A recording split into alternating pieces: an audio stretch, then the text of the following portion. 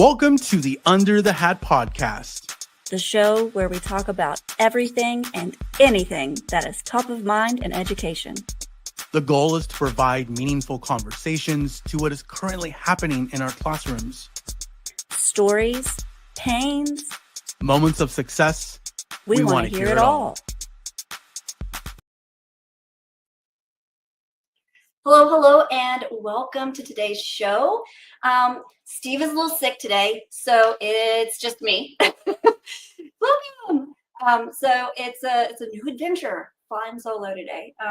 Today we have with us Dan Fitzpatrick, who is a leading voice in the field of AI in education. He's a former teacher and senior leader. He now empowers educators to embrace AI's potential through his best-selling book, The AI Classroom. And I think he has something else coming. He's also written for Forbes. And you have the AIeducator.io website. He helps schools and businesses navigate the transformative power of AI, ensuring learners are prepared for the future. Welcome, Dan. Hi, Dan. Hi, Sophie. Thanks for having me. It's great to be with you. Super excited to chat with you today, especially about your 4 steps, right? You have 4 steps. Yeah. So my new book, which comes out on Monday, it's Infinite Education, the 4-step strategy for leading change in the age of artificial intelligence. So yeah, there's the second half of the book goes into those 4 steps of how we can start to practically try and move our schools into new territory, really, to deal with the challenges that are ahead with technology like artificial intelligence and to embrace those opportunities. I love that. I also love that it's 4 steps, because that seems totally doable in my head. It seems totally like a doable thing. But before we start diving into all of that, I know I just gave you a little bit of an intro, but there was a you before AI, right? So why don't you tell me a little bit about your education journey? Yeah, of course. So I as you can tell from my accent, I'm from England. I'm from the northeast of England, a city called Newcastle, and I trained to be a teacher, and if in high schools. So I was a high school teacher, and it was in my training year. So when I was training to be a teacher, I remember coming across Google Tools, and I think it was just before maybe Google Classroom was launched. But I remember thinking, we need to start using these. We need to start actually getting this into the hands of the teachers in the school. And it kind of it made me think, why aren't we using this already? So there was a few of us in my department, a few teachers who we started to get very passionate about ed tech and started to really kind of do grassroots, I suppose, evangelization of ed tech, really.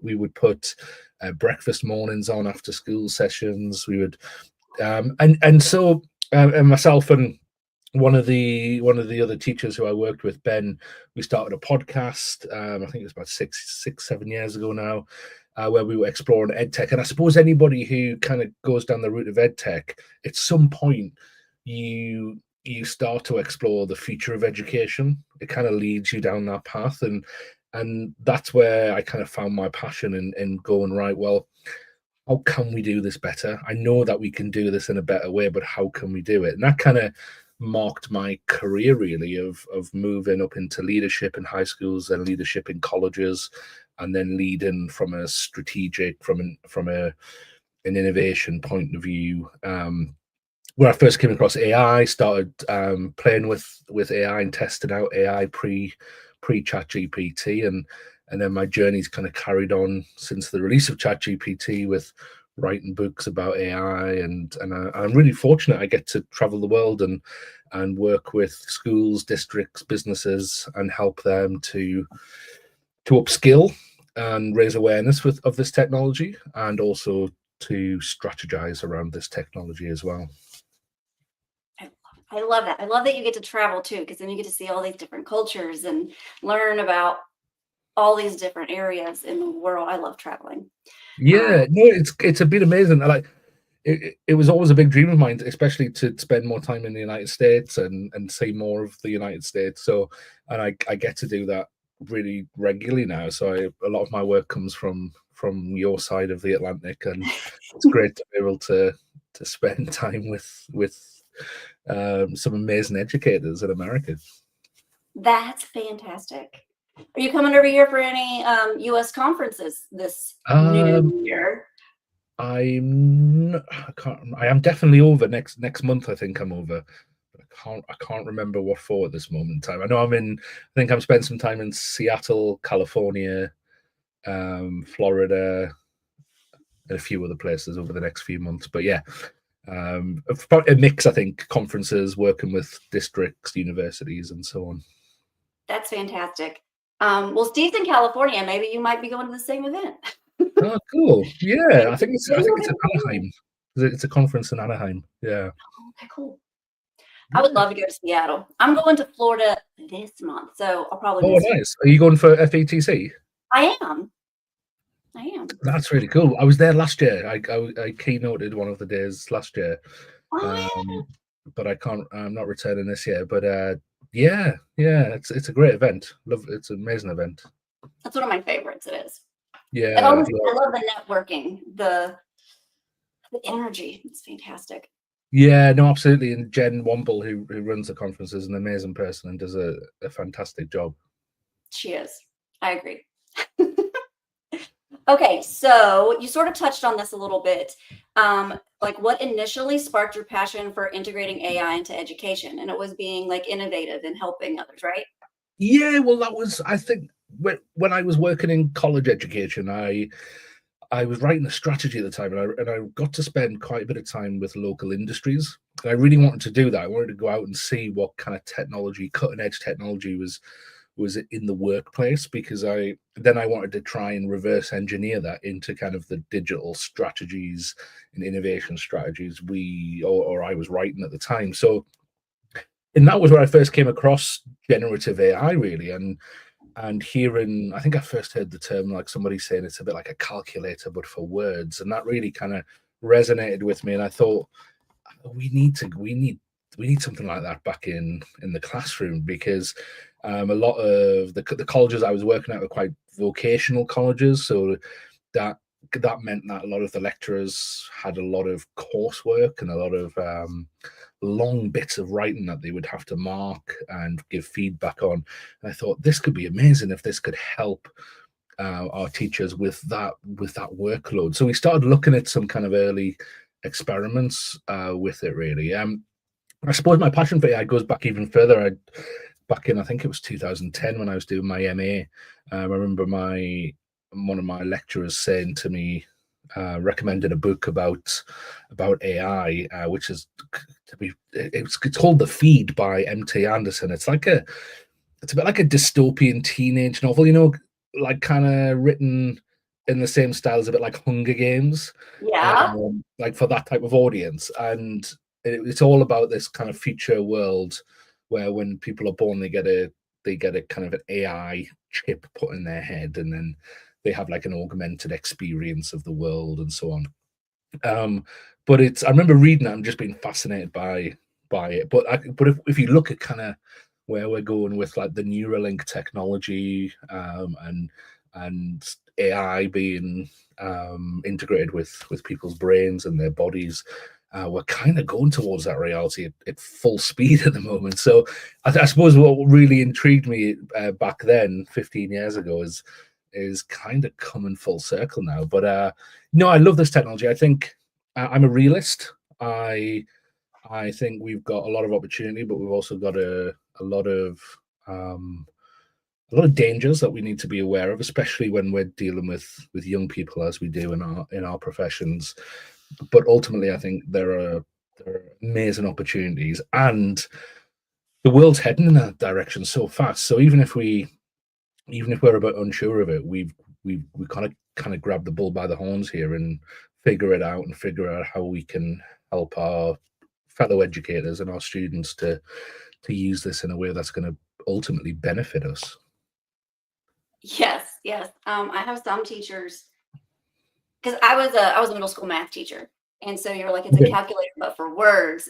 That, like, I'm like, yes. Everyone, I remember when the photo math app came out, and it would like tell the kids how to solve the math problem. I'm like, but that's really cool because they can't have access to me all the time. If used appropriately, it's an amazing tool. But then there are teachers that want to ban it and block it and are afraid of it. And the same thing with AI now. There's a lot that's like they're afraid of it. And there's this fear that Terminator's going to happen. Like, yeah. there's this fear that Terminator's going to happen or iRobot. And I'm like, that's why we need to educate ethical use of it and to be aware of it and to learn about it so that we can be used appropriately in the classroom. Yeah, and I in the book, chapter 9 is called Surviving. I don't know if you can see that. It's called Surviving the Liminal Space, and that chapter is all about like it looks at actually. I did a lot of research into psychology for that chapter and looking at how when we're in those moments of change, how do we psychologically react, and how can we get help to get through those times in a positive way? And because I really do believe we're in a liminal space, and liminal space just meaning we're kind of on where one way is kind of fading away, is becoming irrelevant, to put it in an extreme way, and a new way is not yet here. So we're in that moment, and I suppose we go through stuff like that, don't we, in our personal lives? Maybe we've had to leave a job early and we don't have another job yet lined up. Maybe we're moving house. Whatever it is, but we have those moments in our lives. And but we also, what we're seeing here is kind of many industries around the world, not just education, starting to go through a similar type of phase where. And I suppose, like you've just highlighted, Sophie, like question marks are starting to appear over kind of what we'd consider like orthodox practices in education, like how we assess students' knowledge. Suddenly, we're starting to think this isn't good enough. Like we're going to have to ban AI, or we're going to have to move away from writing, and we're getting these extreme conversations. We're getting fearful reactions because what comes next hasn't fully been established yet. And I suppose like people like ourselves are the people who are kind of reaching out into the dark to go, well, what is next? What could happen next? Could this work? And we don't know the answers yet. And it's going to take the full education sector to come up with the answers in the coming years. But it's difficult being in that space. And what it does is it does kind of elicit that fight or flight mode.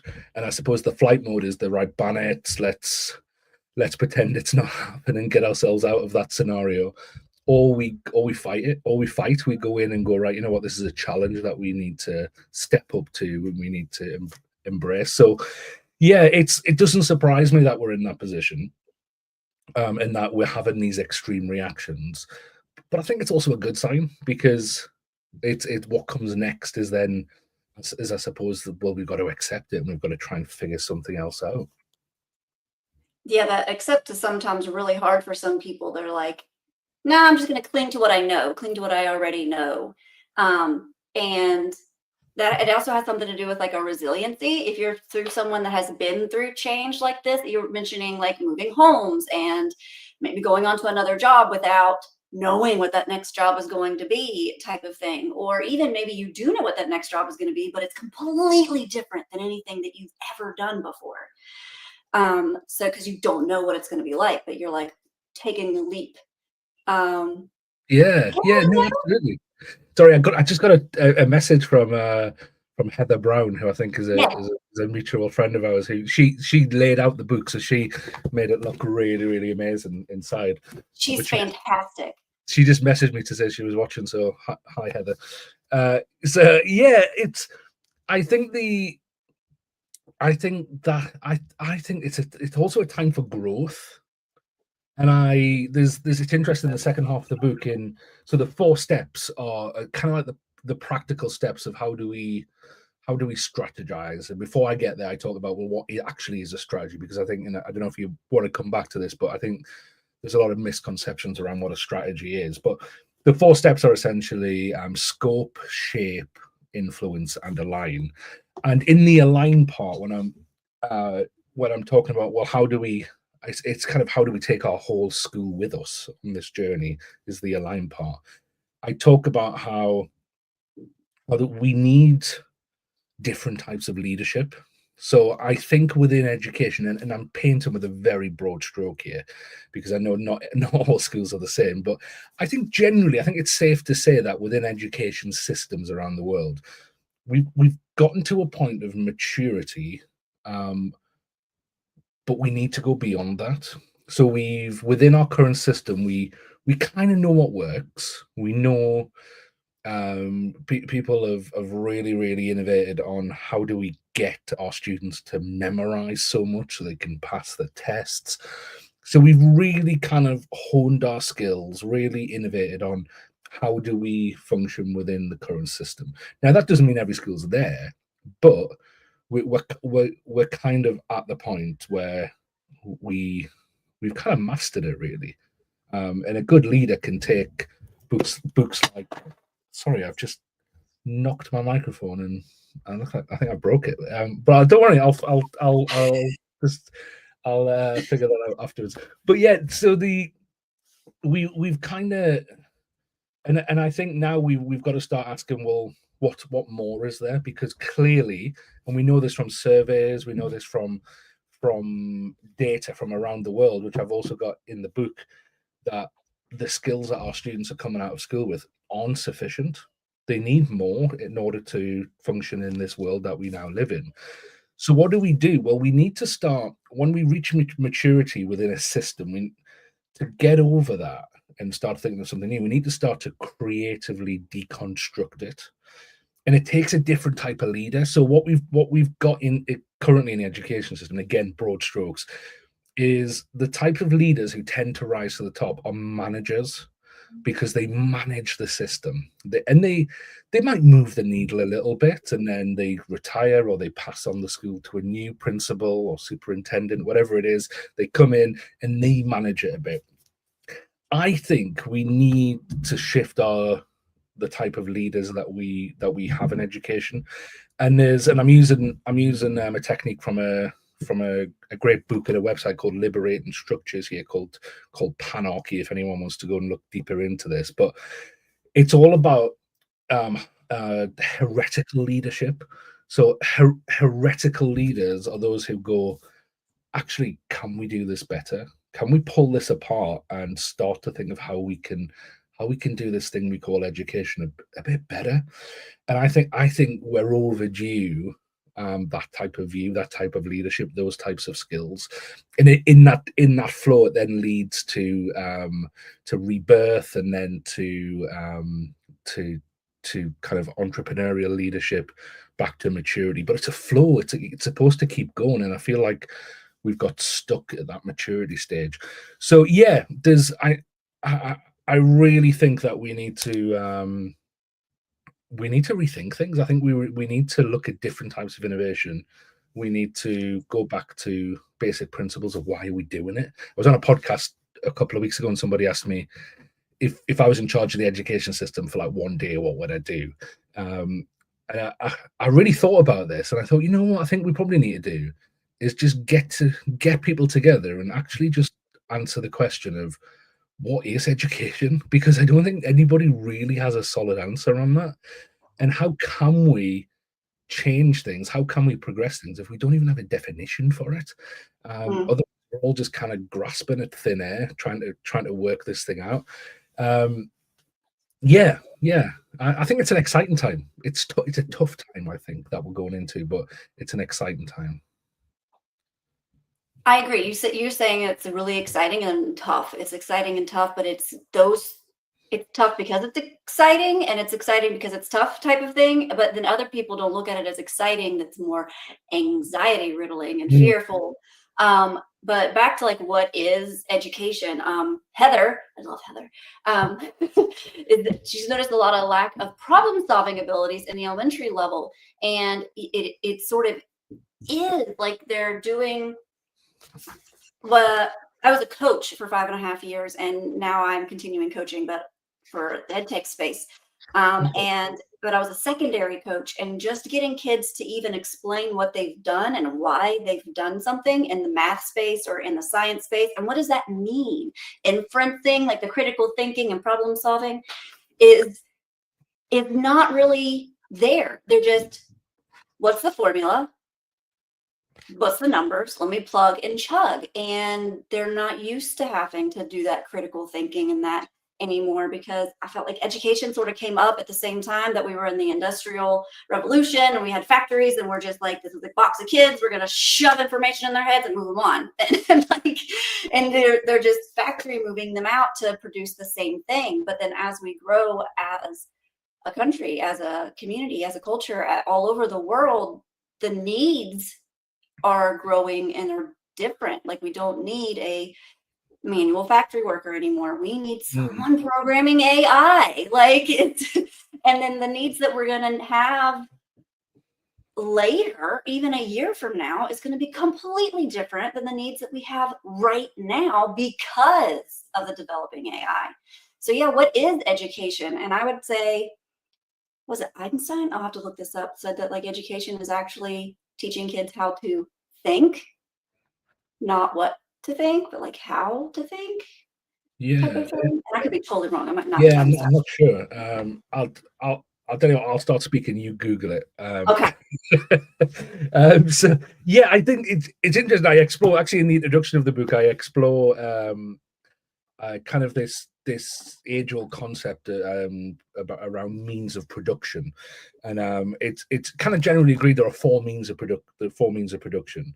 If you go back like kind of to feudal times, hundreds of years ago, before the Industrial Revolution, the people generated wealth because they already had wealth, or they already had land. So you think those who were the big landowners, they continued to generate more and more wealth because they could utilize the land that they had. Then we moved into the industrial age, and those who produced wealth and production were those who had access to labor, people to come and work for them. And therefore the shift moved primarily from land to labor as the kind of most important means of production. And that's kind of like where our modern schooling, like you've just been saying, Sophie, kind of was formed, really, in terms of producing the labor for the market.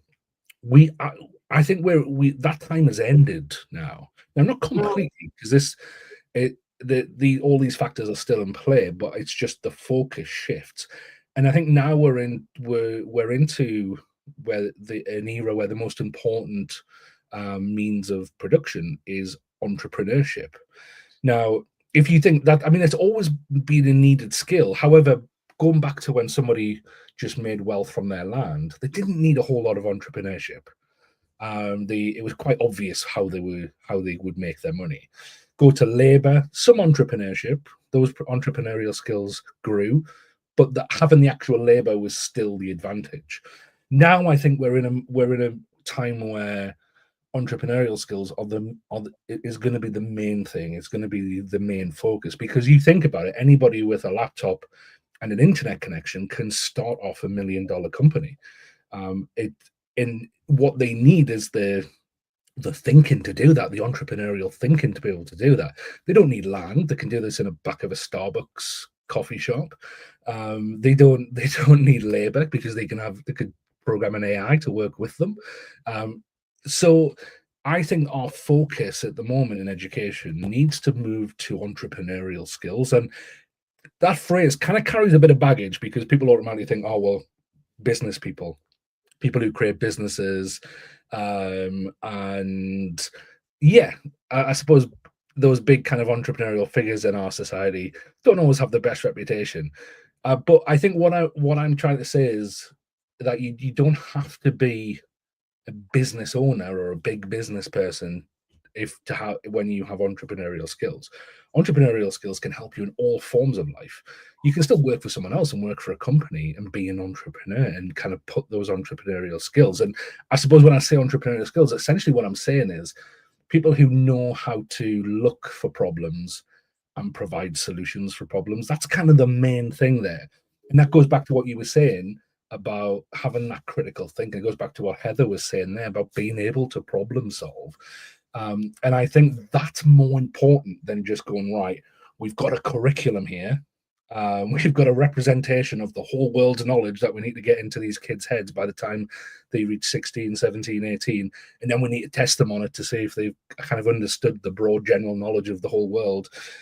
I think knowledge is important. Don't get me wrong. We need knowledge. But I think we need to start shifting towards, well, what do we do with that knowledge? How do we apply it? How do we teach our children to look for places where they can add value? I think that's the key. And I think, and you know that, don't you? When you're passionate, when you're on fire about something, it's normally because you've found an area where you can add some value. And if we can teach our children how to do that, I don't think we can go far wrong with that. Did you find the quote? I did. I actually use Gemini. I don't even Google anything anymore. I just Gemini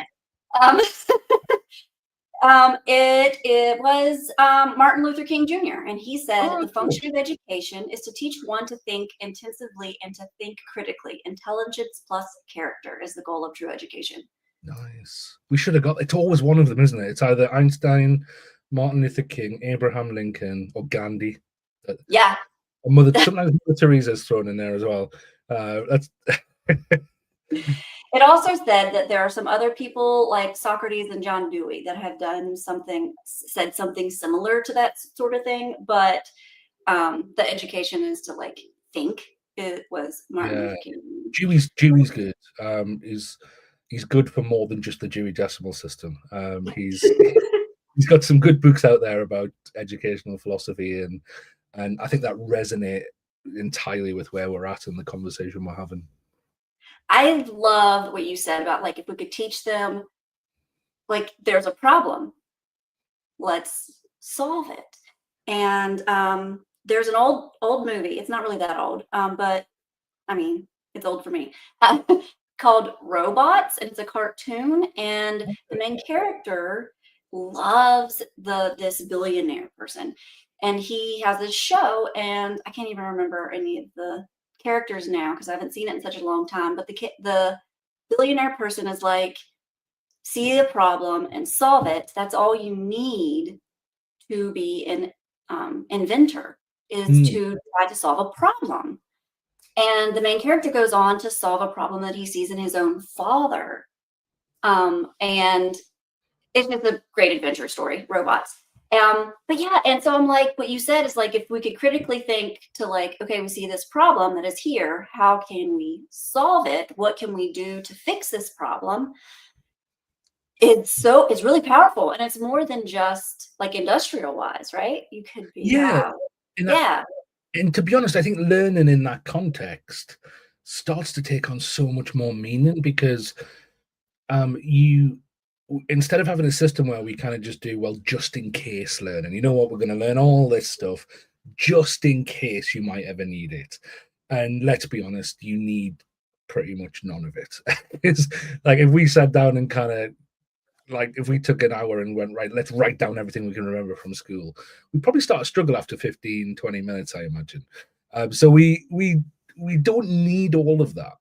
I mean, that's just not how the brain works. It's not like when I'm in my 50s, I'm going to come across something and be like, when I was in 4th grade, the teacher said this, and now I can use it. It just doesn't work like that. But actually, if we can adopt a way of looking at this, so it's almost like just-in-time learning. So we go, you know what, we've got a problem here. What do we need to do in order to solve that problem? Well, actually, the first thing I need to do is identify where my skills or my knowledge is lacking in order to solve that problem. And we do that as adults. We do that all the time. How many times, like when we got this house a few years ago, I wanted to change all of the light switches around and the on-off switches for the lights and everything. I'm not like an electrician, but I looked at a YouTube video. Probably shouldn't have for electricity. Could have been a disaster. But I looked at a YouTube video. An electrician taught me through a 5-minute YouTube video how to do it, and it was just in time learning. I was 100 100% motivated to learn that in that time because it was going to be solving an immediate problem. And I think it just makes sense. So instead of manufacturing or creating these what we call schools, why can't we put problems to our students? And I in the book I go through some case studies. So there's in the first few chapters I talk about an educator called Yaakov Hecht in Tel Aviv who created a concept called city schools, and his whole thing is if I've got a student who needs to learn something, why would I go and hire somebody, take them out of the workforce? Let's say a dance teacher. So group of students want to learn dance. Why would I go and hire someone full time to come in as a dance teacher when there are hundreds of dance teachers in the city? Why don't I just send the students to them? Why manufacture a situation and spend a lot of money on giving someone a full-time job to come and do that when actually the city can provide that? And his model is called city schools. And I think, and that's not going to be for everyone, but I think if we use our imagination and start to think, well, how can we utilize the skills that are around us?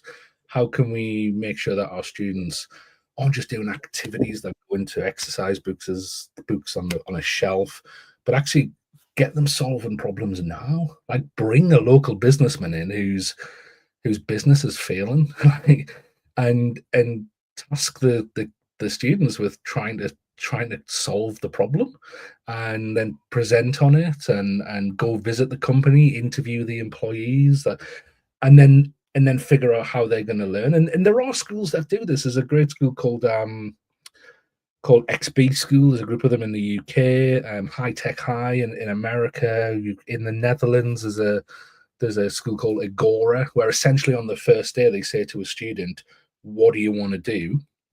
And let's say a student says, "I want to make a skateboard."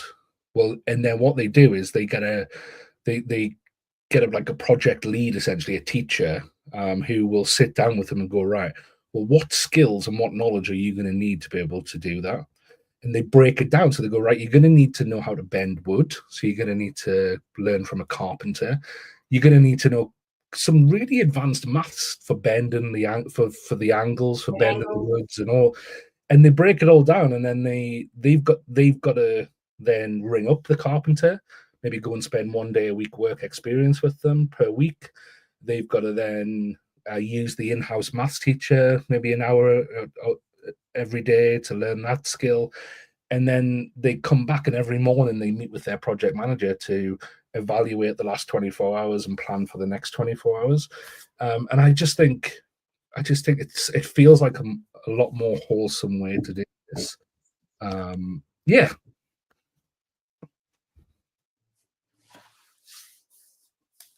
Oh yeah, Heather was like, and use the extra skills that our teachers have too. So like, I'm a math teacher, but I was also a science geek, and I went off and got certified to be a science teacher too. But Heather can teach them to tap dance, and so like there's more to. And I remember we had clubs at my old school. The last year that I taught middle school math, we had these clubs, and my club was a sewing, like a quilting club, and we were designing a Doctor Who quilt, actually. With, I probably shouldn't say her name. One of the characters' names was actually a name of the student that was like in the classroom, and we were in the club, and we were designing this Doctor Who quilt and all of the angles and things, and it was just something that they wanted to do because they wanted to. And because we were in 8th grade math together, they were my students, they were actually able to apply a lot of the math that we were doing geometry wise to design this quilt. And it was something that they ended up being really, really strong. And we never did finish it. Oh well. But it was something that they were interested in learning. You were like, the stuff that we learn now are things that we're never going to learn. And as a math teacher, I hear that question so much. When am I ever going to use this? And such as the Pythagorean theorem, which was my favorite theorem to teach. I love the Pythagorean theorem. It is so fun. It can actually solve a ton of different problems in life, just because of the things you know of how it works and why it works, not necessarily the theorem itself. And it was the concept that the kids just didn't quite get. I'm not going to use this directly in my life, but, and I was like, but you're going to use the skills that you're training your brain to do because we're learning how to do this later in life. Like, are you going to know and use a squared plus b squared equals c squared in your everyday life? Probably not, unless you're a plumber, a welder, or it's something like that. Then you might be using that every single day. But if you're a historian, or you're working in a part of a factory, or maybe if mechanics even use it and stuff. But like me, I don't use it every day in life. I'm in sales, so I don't use it every day. But I do think though, like even just letting them know the relevance. I had to cover one math lesson when I was teaching, and I vowed never to do it again. But so my only memory of my maths lessons is actually from schools, and nobody ever put it into context. Nobody ever said, do you know why this might be important? Do you know what careers this might link to? Do you know what this? If you knew this, do you know what you could go on to do?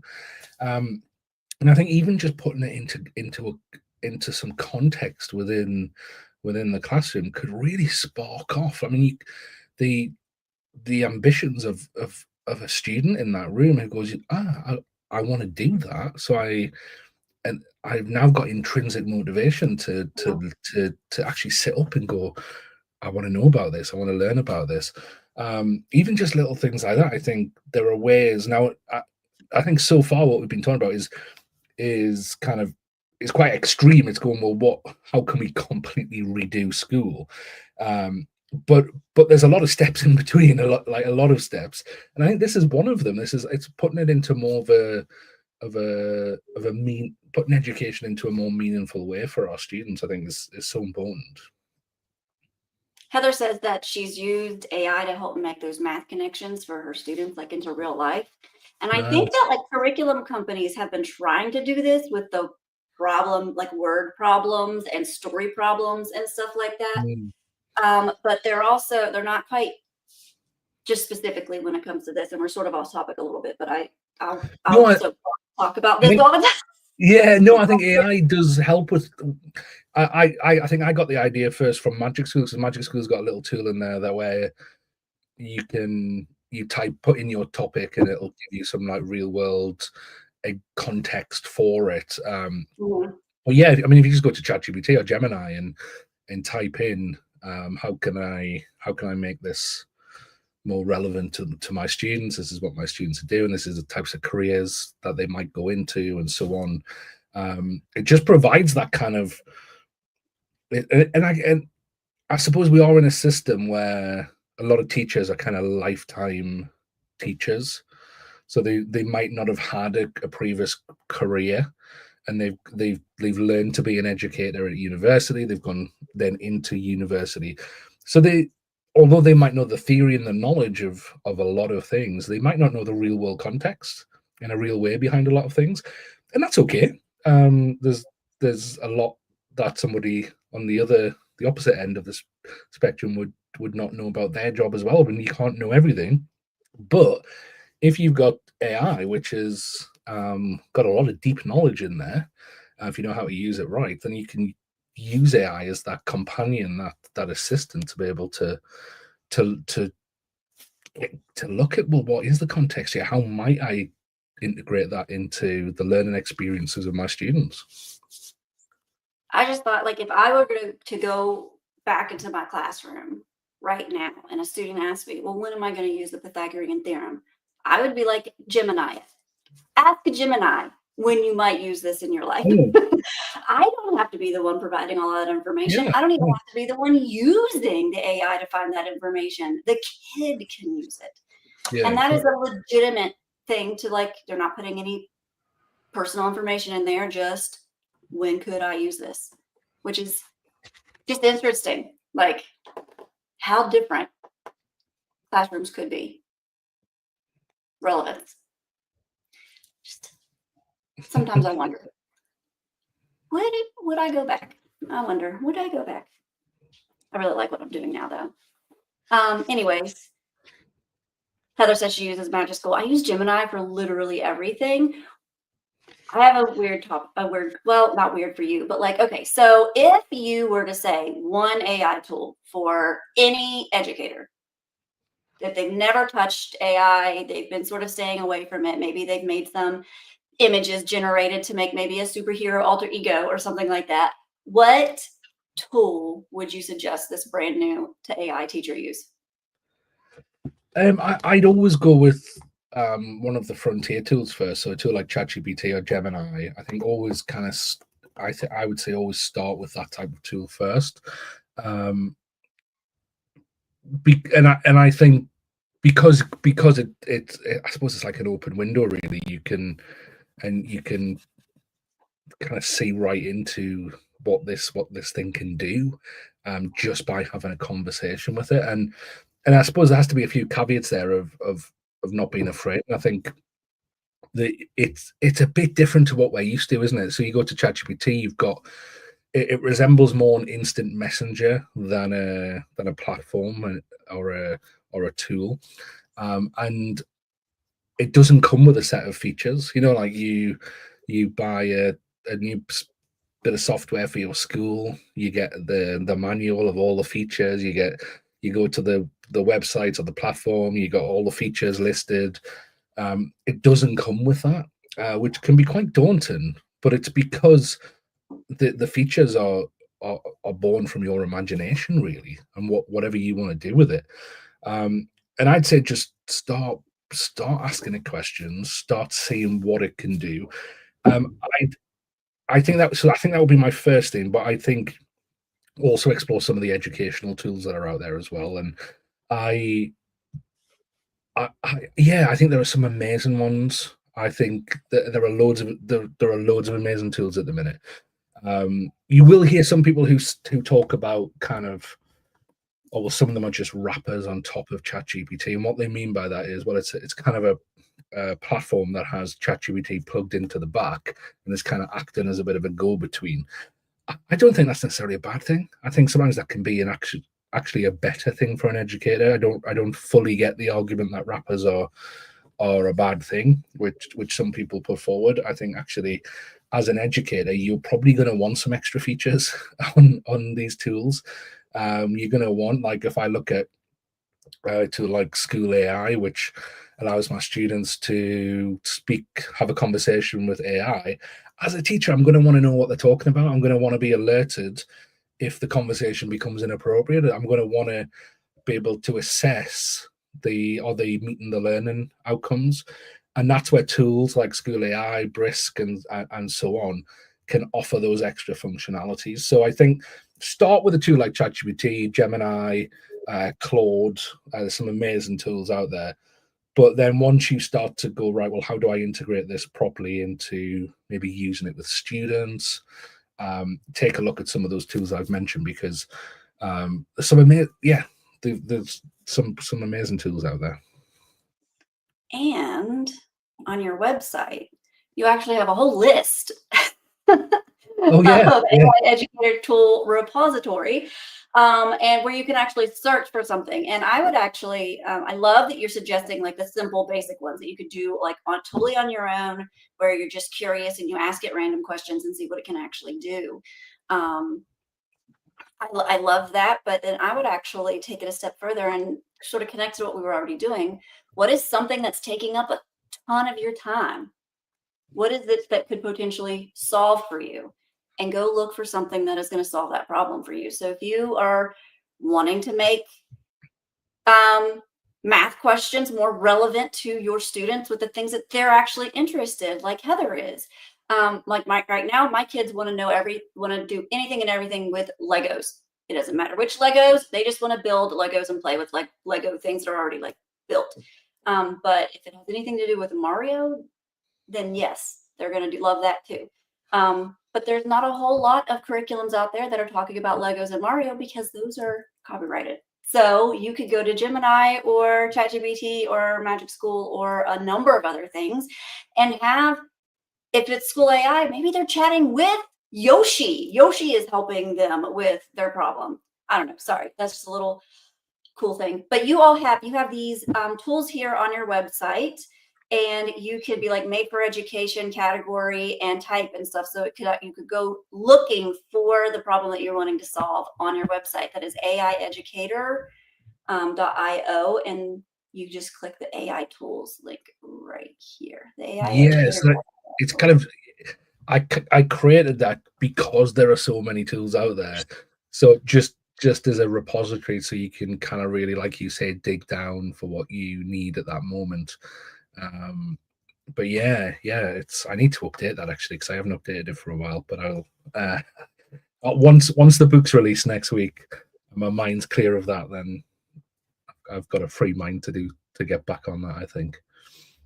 I sort of totally lost track of time. I've been enjoying the conversation so much. I need. How long do you usually do this for? We're on about an hour, but we Okay. are to the point where I probably want to go to the question that we ask everybody, which is, let me see if I can find it. Yes. What is top of mind in education right now? This is the what is under the hat. And you probably have already talked about it, but just sort of pull from what you've already said or add a little bit more to it of what is top of mind in education for you right now. Yeah, for me, and I suppose it's, I wrote a book about it, I guess. So it's where do we go from here, I suppose. And and I mentioned this in my first book, the AI Classroom, as well, but I talk about it a lot in, it's chapter 11 of this new book called Three Boxes That Will Change the Way You Think. And my whole thing here is, it's based on a business philosophy by a guy called Vijay Govindarajan, and he presents 3 boxes for innovation, and I kind of apply them to education. And he talks about the first box being our kind of performance engine, what we do on a day-to-day basis. You know, if you work in a school, it's kind of it's the schedule, it's the lessons that everybody has to take part in, it's the processes, it's the systems. They don't tend to change that often, especially within education. The system just tends to take over. There is some innovation there, and that type of innovation tends to be linear. So it's about, we've still got the same success metrics. We've still got the same systems and processes, but we might get there a little bit faster. We might get there a bit more efficiently. And I think that's what, I think for the last 2 years, ever since kind of generative AI burst into the scene, that's how schools have been using AI. It's in a linear innovation way. So, and that's why, because it's some of the most obvious things you think of when you think of these tools. It's, this could save me time, this could help me be more efficient, maybe help me with creativity. It's the linear type of innovation. Now, as educators, as schools, as an education system, we tend to be really good at that. And we talked a bit before, didn't we, about how we've kind of really honed in on getting students ready for those exams, and that's linear innovation. And I'm not saying that's a good thing. In fact, personally, I don't think it is a good thing. But we're good at it. I think that's what I want to say. Yeah. Now, there's a problem there, and that is, what if something disrupts, like something from external disrupts that box one? And it doesn't have to be tech. It could be change in demographics in your area. It could be government policy. A pandemic. Yeah, it could be. And you know, like in the States, Trump has made a lot of noise about affecting the federal education system, the Department for Education, and so on. So it could be policies that come from that. It could be, so we have to react to things that are external. Now, what happens if something external actually threatens to make part of what we're doing irrelevant? then just doing more and more linear innovation isn't going to help.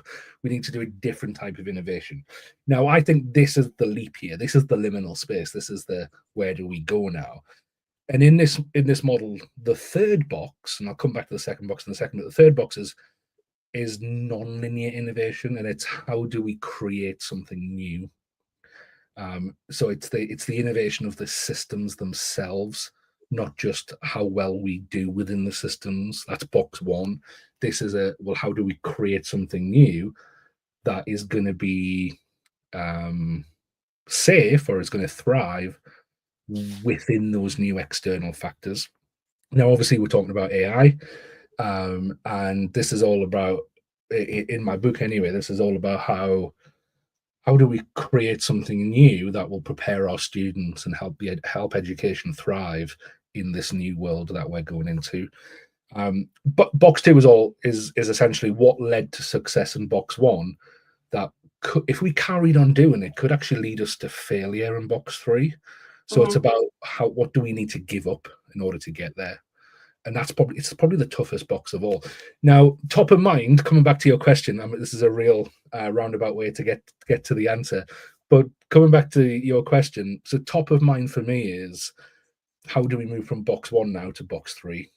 How do we move from kind of the easy wins with AI, the low hanging fruit, the obvious things with AI, and let it transform us rather than just kind of take it to help with what we're already doing. How do we give it a bit of freedom? How do we give the innovators within our schools, within our districts, a bit of freedom so that we can use this to recreate what we do rather than just go, well, how does it support what we do? And if it doesn't support what we do, ban it. And that's kind of going back. This is full circle back to the start of the conversation, isn't it? Like, how do we, if it's not going to support what we're doing, ban it? What I'm saying in this book is, how do we let it transform us instead of, if it doesn't fit into our mold, let's get rid of it. Actually, if it doesn't fit into our mold, maybe our mold needs to change. Maybe what we do needs to change a little bit. And so for me, that's top of mind. And the book is all about how do we practically get there? How do we, especially within these big organizations that are difficult to change, they can be centuries old. How do we put some spark of entrepreneurship in there, some innovation within there that could actually change things for the better? I love it. The part that is really sticking with me that you just said was, how does this tool, like, instead of how can I use this to keep doing what I'm already doing, how can I use this to transform what I'm doing? Yes. Yeah, and it's not even about AI. It's about, we should have done this 20 years ago, if I'm honest. But we've kind of left it a bit too late. And I think technology has just advanced so much that we've kind of got no choice now. Our back's against the wall. We could have done it earlier. We could have been better prepared. We haven't been. Now we're kind of going to be forced into it, for want of a better term. But that's a good thing, I think. I think it's like again, coming back to what I was saying before, it's tough. It's psychologically tough. There's pain involved in psychologically giving something up and starting something new. But the whole world is going through it. It's not just education. Pretty much every sector, every industry, our home lives will be going through it very soon. We're literally in the next few years going to have, or people who can afford it first at least, are going to be living with robotic humanoids. Like, that's literally going to happen. They exist. This is not me going, I wonder what a sci-fi future will have. These stuff exist.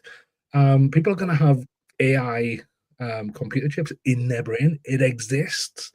And I go into a bit of that in the book of going, because it really annoys me when people think they've grasped AI, judged on like ChatGPT, or judged on a few tools that are out at the moment.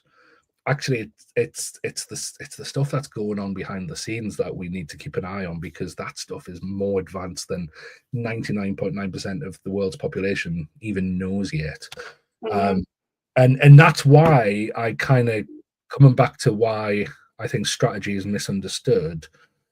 We can't necessarily plan for this, but I don't think that a strategy is a plan. A strategy comes before a plan. A plan knows where the end point is and it tries to figure out the steps to get there. That's different from a strategy. A strategy is about figuring out which direction do we want to go in, and then how do we change the path as we go. And I think that's what we have to do here. But that takes people who are brave, leaders who are heretical leaders, entrepreneurial leaders, managerial leaders will find this really difficult. And unfortunately, I think in the education system, the majority of our leaders are managerial leaders. But I think that's why we need to urgently start giving power and empowering those people in our schools who are heretics, who are entrepreneurs, who are innovators, and who question how things are done. Because just like I did when I first started teaching, people know there's a better way. We don't like to talk about it because it involves too much disruption, but I think deep down most people know there's got to be a better way. Yeah. I mean, every single teacher that's out there right now is saying that we've got issues with this, and this in the classroom. Well, that's because it's not working anymore. Yeah. We need to change the classroom up. I'm actually. And that's not just, by the way, that's not just the US. It's not just England. It's all around the world at the moment. I'm really lucky. I get to go and experience a lot of educational systems, and we're all struggling from the same tension points: lack of teachers being trained, budgets. I suppose like every other kind of what we would call in England public sectors, like social care, like all our health system is public, so our health system, all kind of our public systems are really struggling, and really kind of on the brink of collapsing at the moment. And it's happening around the world, and education is part of that. And therefore we need to, and I think that's why we need the box 3 thinking, we need the box 3 innovation, because just doing what we've always done a little bit faster isn't going to help. We need it. We need creativity. We need imagination. I love it. I'm really excited about that AI head chip stuff. I think you're probably one of the only people who is, by the way. Well, because it does solve a problem that I have in my personal life, which is the potential of that. I have 2 sons. They're both autistic and nonverbal. Right, okay. The potential that a chip could help them communicate with me. A chip could help them tell me when something hurts, because of the potential of that, being able to solve a lot of problems that they're experiencing, because this world was not made for their neurodivergence. And they're trying to meander and work into this world made for very neurotypical people. And our home, we have completely, the systems that we had in place did not work for our children. Our home is completely different. We have, instead of a coffee table, a trampoline in our living room. So it's like you change the environment to help those living in it. And if just the potential of helping them cope, helping them communicate, even with just being like, my stomach hurts, could change their lives. So I'm excited. I'm excited to see what type of. And to be honest, I don't think there's enough talk about that side of things. I think it's interesting because in my keynote talks, I show the talk about the Neuralink, talk about the robotics, and there's like, and I don't know why I still do it, to be honest, because it's like 99% of people are horrified in the audience, but I do it because I want to prod them. I want to shake them and say this is a reality. And then probably in pretty much every talk I give, one person comes up to me at the end, someone who's normally in a position similar to yours, and who says, actually, I think this is going to be quite amazing. And I don't think enough people are thinking about that. And I'll give you my a personal example. So my sister is blind, and she was just diagnosed as blind about a year ago. And I got her a pair of the Meta Ray-Ban glasses, and it's completely changed her life. They've just brought a feature out where it happens in real time now. So normally you would have to say, kind of take a photo, then it would explain the photo to you based on the photograph that it take. And now it just records in real time, and you could ask it questions about what's in front of me. Can you read this out for me? And I think, Oh, I don't think wow. enough people realize just how powerful that's going to be for blind people, and also for for deaf people. I was working with a charity called Deaf Kids International a few months ago, and they've been trialing a pair of glasses where the glasses listen to the person who's talking to them, and they put the writing up on the inside of the lens in real time, so they can have a full conversation, even though they're deaf, with a stranger, just through these glasses. And I think the kind of accessibility, equity side of this technology is phenomenal. And I think even just these little conversations we're having right now are just scratching the surface of what's going to happen with this in the coming years. It's amazing. It's amazing to think that things that I saw in Star Trek could be happening in 5-10 years from now.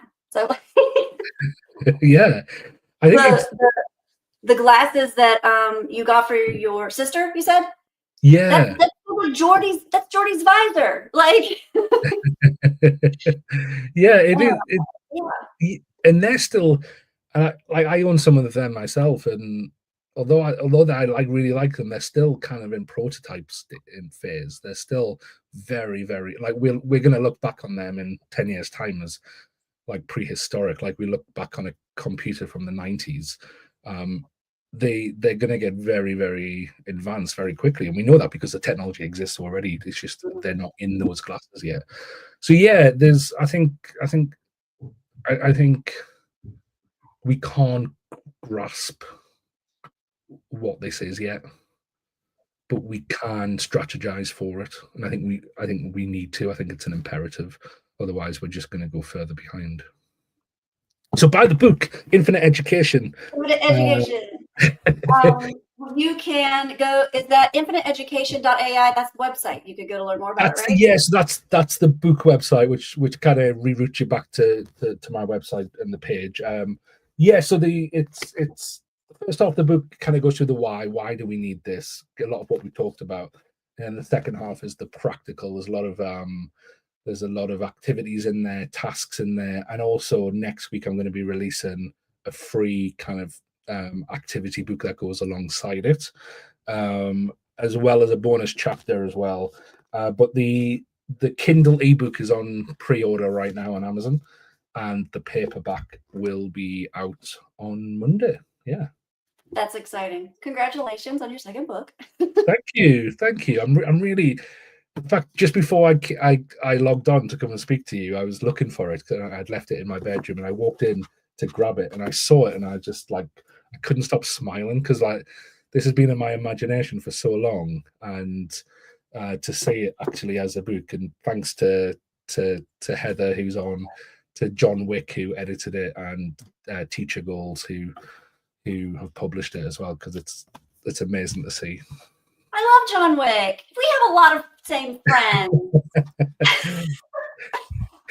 Yeah, John's great. John edited the first book and this book as well. He's a great guy. He's fantastic. Well, Dan, thank you so much for joining me today. Sorry that Steve couldn't join us. Maybe next time. Maybe you'll see him when you're out in California.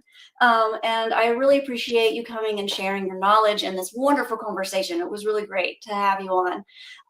And again, on the X, you can find Dan on the AI Educator X. You can learn more about his Infinite Education book at infiniteeducation.ai.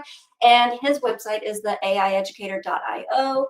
And they have that AI tools repository that can help you search for stuff that Dan will update It's hard to keep up. It's hard to keep up. Maybe there's an AI tool that can help you update that. Yeah, I'm thinking of transferring it so that companies can just log in and put their own on. I just need to figure out how to do that.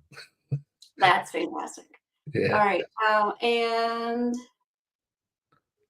we thank you all for tuning in and watching live. Heather, love you, mean it. And I'll see you soon. And if you want to catch this episode's recording or any of our other episodes, you go to underhatpod.com. You can catch us on our socials at Under the Hat Pod. Steve says, have a wonderful time, have a wonderful weekend, and enjoy the weather wherever you are, whether it's snowy or sunny. Just you were there experiencing nature, so enjoy that. And he didn't really say that. I just made that up. I will see you guys next time. Let's see if I know how to do this outro. Thank you again, Dan. Thanks.